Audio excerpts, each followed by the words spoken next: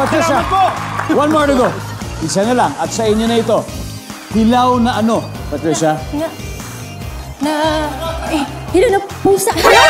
Pusa! Hilaw na pusa. Ayoko na! Hilaw na pusa. Hindi, andyan po ba ang hilaw na pusa? Malay natin, di ba? Oh. Parang ang kukit naman ang mga titiyo na nakasabit sa inyo. Hane? Yan, mga sisiw yan. Sisiw?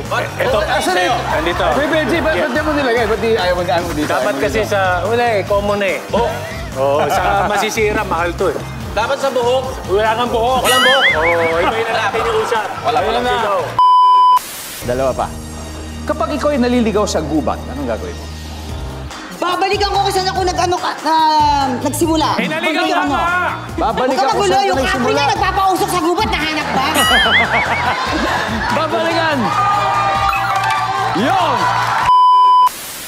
Naku, pag sabi ni Rael, alam ko na yan. Uuwi na natin 100,000 pesos, Rael. Ano kaya ito? Karaniwang sinasabi pag may kumakatok sa pinto. Walang tao. Alam mo, napanood ko na yan eh. Sa mga panahon nila Panchito, di ba? Sinasabi na nila yan. Wala ako dito. Walang tao. Wala rin. So, salitang pang-describe sa yelo. Malamig. Malamig. Malamig naman talaga. Pero bukod sa malamig, ano pa kaya? Madulas. Madulas. Meron na. Bukod sa malamig. Mabanggit ka na wala doon para mas okay.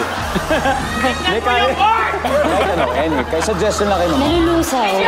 Ay, no. Ano yan? Sorry, meron ako. Hindi na kinakaya sa sagot ng teammate. Joe, ano lang, suggestion lang. Kahit ano, walang tama, walang mali. Kaya mo yan. Nag-enjoy ka na, posible ka pang manalo ng libo-libong pisong papremyo. Kaya tutok na sa Family Feud, Monday to Friday, 5:40 p.m. bago mag 24 oras.